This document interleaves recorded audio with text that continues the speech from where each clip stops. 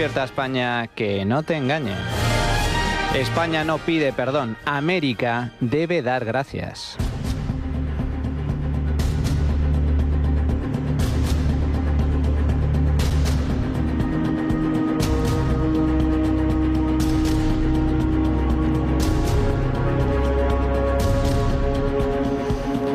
El gobierno de Pedro Sánchez no solo ejerce un peligroso y abyecto populismo en España, sino que para más INRI rinde pleitesía al populismo izquierdista que, por desgracia, todavía ostenta el poder en buena parte de Hispanoamérica, como es el caso de México, un particular populismo indigenista y antiespañol que desde hace años ha tejido una fuerte alianza con el rojerío patrio.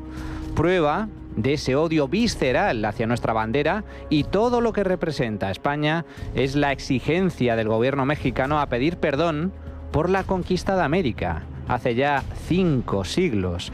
Tanto es así que el año pasado, la nueva presidenta del país, Claudia Sheinbaum, sucesora del muy izquierdista López Obrador, no invitó al rey a su toma de posesión en señal de protesta hasta recibir disculpas, algo inédito hasta la fecha.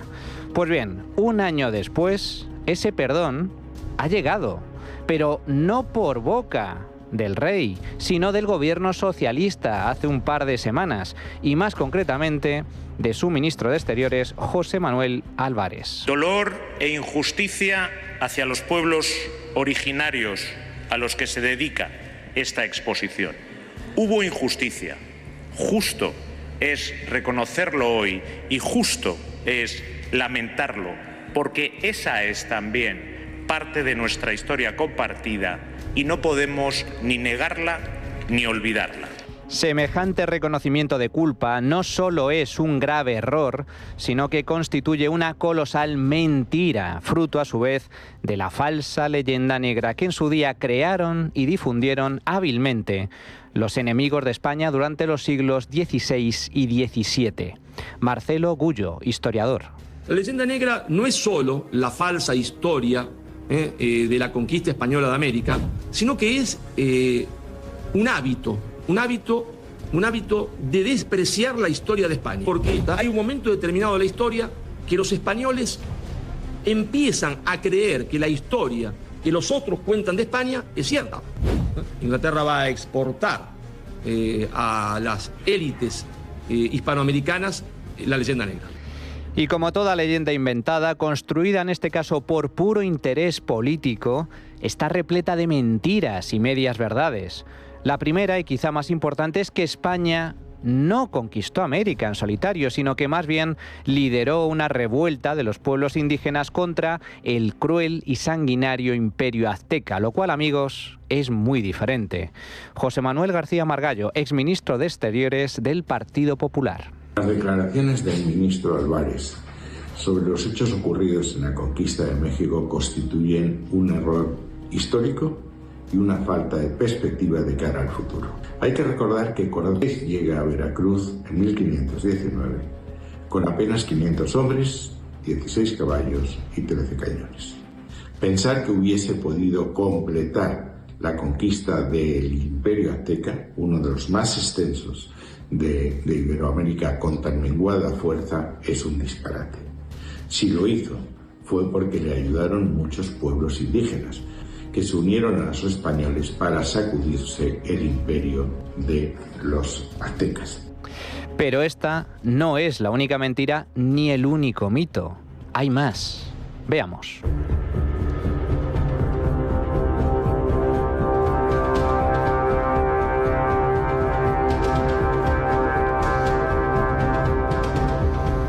En general, resulta sorprendente la falta de conocimiento que existe sobre nuestra propia historia, ya que efectivamente son muchos los que han comprado con los ojos cerrados las injusticias y aberraciones que cuenta la leyenda negra sobre la conquista de América.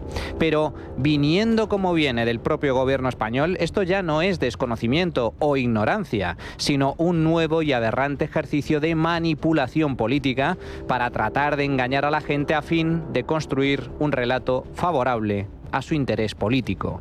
Y es que, para empezar, España no invadió México. Cuando Hernán Cortés llega en 1519 acompañado por un puñado de aguerridos españoles, México sencillamente no existía. Lo que sí existía, en cambio, era un régimen de terror sustentado sobre la opresión de los indígenas y regado con la sangre de miles de sacrificios humanos.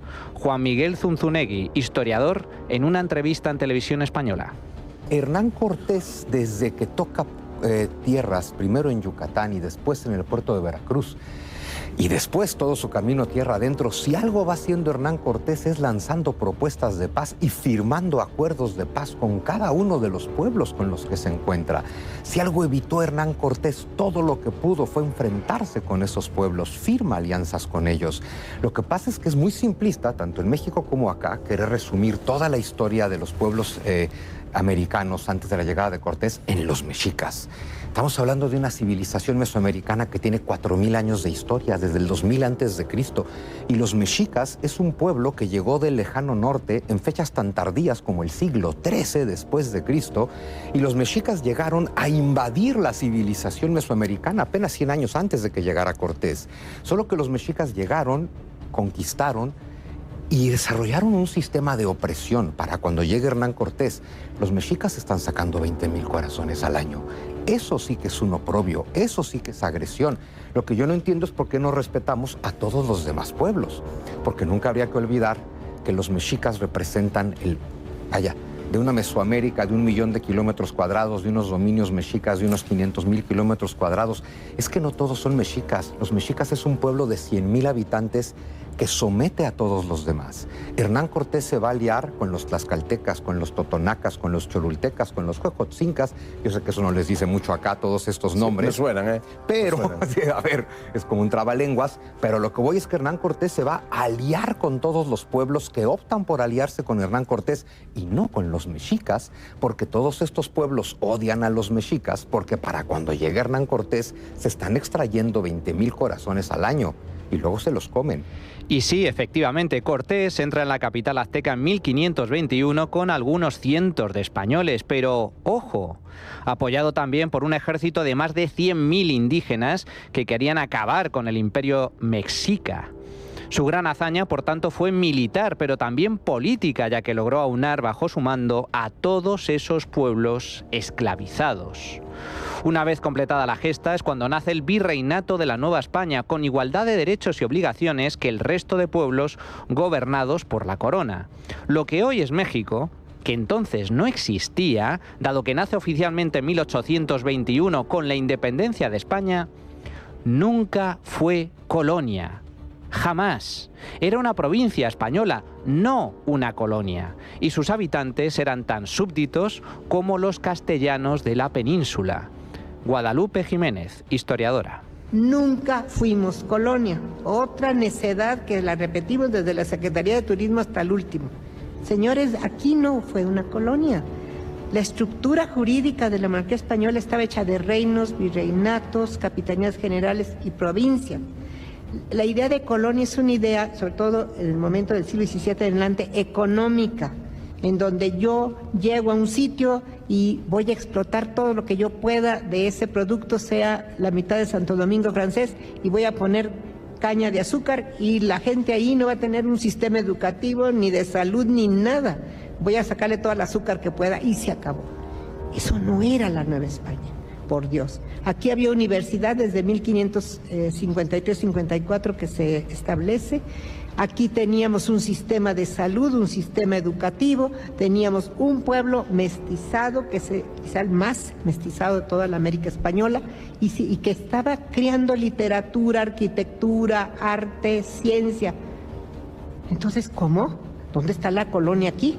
No hubo colonia ni colonialismo y tampoco hubo genocidio, a diferencia de lo que sí ocurrió en Estados Unidos y Canadá a manos de otras potencias europeas, tal y como explica Zunzunegui.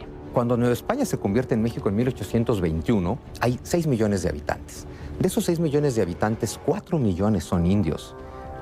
Estamos hablando de que la inmensa mayoría de la población es india y los otros son mestizos y son criollos. Y hay 15,000 españoles. 4 millones de indios, 2 millones de mestizos y apenas 15.000 españoles. Vaya, qué cosas, ¿verdad? Curioso genocidio este, ¿no creen? La gran mortandad en los pueblos originarios no fue por la conquista, sino por las enfermedades que llegaron en barco. Asimismo, tampoco hubo esclavitud.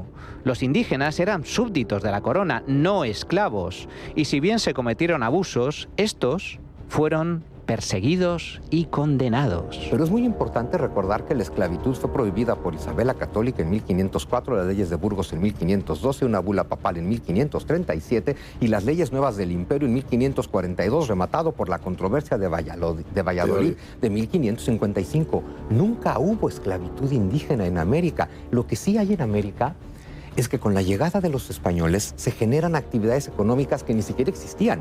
La minería no existía, pero tampoco existía la agricultura a gran escala, porque no había yunta de bueyes, arados y ruedas. Se sembraba con un palo, con una coa, haciendo hoyos y echando semillas. No había peletería, no había una gran empresa de la cantería, no había metalurgia. Se desarrollan nuevas actividades y las desarrollan en conjunto y se benefician en conjunto.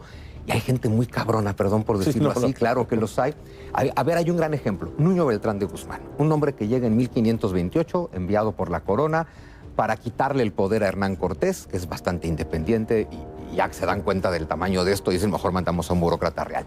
Nuño Beltrán de Guzmán destruyó, mató, violó, saqueó, sometió indios, los esclavizó, los metió a las minas, los obligó, hizo trabajos forzados. Es un desgraciado Nuño Beltrán de Guzmán. El arzobispo Zumárraga lo excomulgó, celebró juicio de residencia, lo condenaron a cadena perpetua y se murió en la cárcel.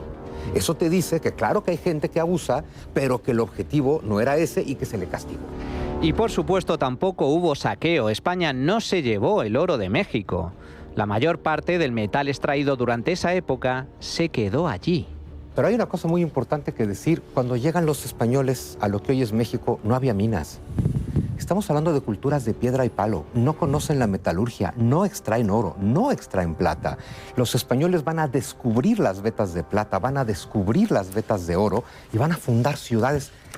En México, las ciudades más hermosas de nuestro país son todas virreinales. Las grandes ciudades de México, que todas tienen su catedral, su acueducto, su hospital, edificios barrocos, retablos barrocos bañados en pan de oro de 24 quilates, porque el oro no se lo llevaron, se quedó ahí. Se construyó una civilización completa. De hecho, cuando España se retira de América, muchas de esas provincias de ultramar eran, atención, más ricas que la propia metrópoli. Lola Higueras, arqueóloga. Nosotros tuvimos provincias ultramarinas. Esto es muy importante que la gente lo entienda. Y, de hecho, cuando nosotros nos vamos de América, a principios del siglo XIX, muchas regiones y ciudades, grandes ciudades de América, hoy patrimonio de la humanidad, por lo que España dejó allí, eran mucho más ricas demográficamente, culturalmente y económicamente que muchas regiones de la península. Así pues, ni conquista, sangre y fuego, ni colonialismo explotador, ni genocidio, ni esclavitud, ni saqueo. Esta, y no otra, es la realidad. Pero hay más. La leyenda negra no solo desvirtúa la realidad con mentiras y falsedades sobre el descubrimiento y la conquista de América, sino que oculta muchos de los avances y mejoras que trajo consigo esa histórica gesta a los pueblos originarios. No deja de sorprender que ensalcemos las valiosas aportaciones de Roma y Atenas para levantar la civilización occidental y, sin embargo, enterremos en el olvido la enorme contribución que hizo España a la cultura e identidad americana. Empezando por México. De nuevo, Zunzunegui. Siempre me encanta preguntarles a mis compatriotas en México. Siempre les pregunto lo mismo para empezar. ¿Les gusta México? Y todos me dicen que sí. Y luego les pregunto, digan, ¿qué les gusta de México? Como somos dragones en nuestra esencia más profunda, igual que ustedes, lo primero que siempre me dicen es la comida. Después de la comida, bueno, ¿y qué te gusta de México? Y viene, bueno, pues las danzas, la música, el folclore, las procesiones religiosas, los pueblos mágicos, que es como le decimos a los pueblos virreinales, las catedrales, los templos, los conventos, el barroco, el neoclásico, el tequila, el mariachi, la charrería. Y de pronto les digo, ¿ya se dieron cuenta que todo lo que les gusta de México es de 1521 para acá?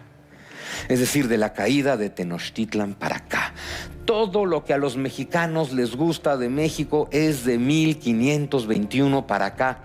Lo tremendo del adoctrinamiento histórico es que en México amamos a México, nos gusta de México todo lo que les acabo de decir, y al mismo tiempo despreciamos profundamente el proceso histórico que nos hizo tener todo lo que amamos. En cualquier otro lugar eso sería digno de un estudio psiquiátrico. En los 3 siglos que van de 1500 a 1800, Nueva España se convirtió en una de las regiones más ricas y desarrolladas del mundo. España fundó escuelas, universidades y hospitales, pero también trajo el comercio y la moneda, puentes, acueductos, caminos, puertos y ciudades e instituciones modernas de autogobierno local. Sin embargo, tras su independencia, la riqueza de México, por el contrario, se hundió de forma dramática hasta situarse por debajo de la de España. Y siendo esto así, ¿cómo es posible semejante ocultación y manipulación de la historia? Sencillo, se llama adoctrinamiento político. No nos enseñan nada de los 300 años del virreinato, está fuera de los libros de texto, de eso no se habla, eso no se estudia, de eso no sabemos nada. Son 300 años de oscuridad y esclavitud. ¿Qué se hace en México? Mentir. Y entonces logras que los mexicanos amen a México, les guste de México todo lo que les gusta de México y al mismo tiempo desprecien el proceso histórico que los hizo tener todo lo que aman. Es que México vive como en una enfermedad mental, eso es una esquizofrenia pura. Te gusta todo lo que tienes, pero desprecias el proceso que te hizo tener todo lo que tienes. Eso es lo que es bárbaro en México. También hay contradicciones entre que tengas un presidente, López Obrador, que exige disculpas y que todos los días habla pestes de España, todo eso auspiciado por su esposa, y luego su esposa se hace española. En el momento en que Beatriz Gutiérrez Müller se hace española, dejan claro que solo estuvieron mintiendo. Vaya, vaya, vaya. O sea que López Obrador echa pestes de España, pero hete aquí que su esposa se hace española en cuanto deja la presidencia de México. ¡Acabáramos! ¿Os suena? Es la hipocresía de siempre, la de toda la vida. Los zurdos son, por norma, una panda de hipócritas de la peor calaña, a uno y otro lado del Atlántico. Da igual, siempre hacen lo mismo. Haz lo que digo, pero no lo que hago. Pues aquí pasa igual. Así se lo explicaba esta semana en el Congreso la diputada del Partido Popular, Cayetana Álvarez de Toledo, al ministro de Cultura y portavoz de Sumar, Ernest Urtasun. Señor Urtasun, dado que exige que España pida perdón por la conquista, ¿va usted a pedir perdón por las matanzas del comunismo? Urtasun no sabe, no contesta. Mire, aquella España solo merece agradecimiento por aliarse con los bravos transaltecas para derrocar a una tiranía que practicaba el canibalismo, por construir universidades en el páramo y hospitales en la selva, por ser el primer imperio en discutir su propia legitimidad, por promulgar leyes que reconocían derechos a los indígenas y prohibían la esclavitud, por promover el mestizaje, no la segregación, por forjar, sí, la hispanidad, una impresionante comunidad cultural, lingüística y moral que incluye, por cierto, a la Escolanía de Montserrat. Explíquelo en esa radio hispanófoba que ustedes controlan. Mire, señor Urtasun, piénselo bien. Si las culpas fueran colectivas, el que debería flagelarse es usted. Por los 80 millones de muertos del comunismo, gulags, paredones y hambrunas. Y ojo, por la violencia que su familia ideológica ha infligido a nuestra democracia. Este dato tan revelador. Asesinatos políticos cometidos desde 1975. Extrema derecha, 49. El último en el año 62. Extrema izquierda, 912. Añada las 27 víctimas del GAL, imputables, si acaso, al Partido Socialista, al que usted sirve ahora, y los cientos de agresiones cometidos en nombre de la lucha antifascista. La última, la paliza a un periodista del Español. Pídale también usted perdón. Pero no, señorías. La responsabilidad es individual, no colectiva. La tiene Sheinbaum por su política de abrazos a los narcos, que pida ella perdón a los mexicanos y a la viuda de Carlos Manso. Y la tienen ustedes por blanquear la violencia. Resulta, señorías, que yo tengo que pedir perdón por lo que hizo España hace 500 años, pero Otegi no por lo que hizo hace 20. Tenemos que avergonzarnos de Isabel la Católica y aceptar lecciones morales de Ispurúa la condenada. Acaben ya con esta farsa.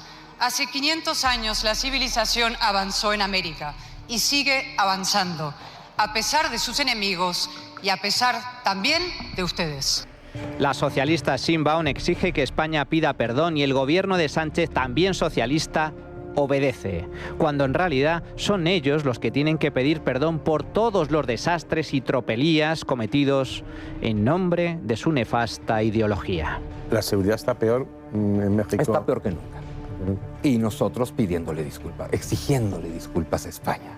De verdad, nos importan mucho los indios muertos de hace 500 años. ¿Y qué pasa con la población de hoy?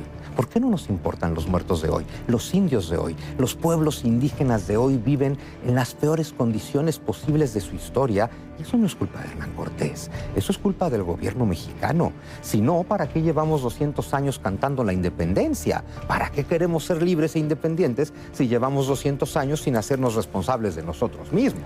No. España y los españoles no tienen que pedir perdón a América por la conquista. Es América, y muy especialmente México, los que deberían dar las gracias a España.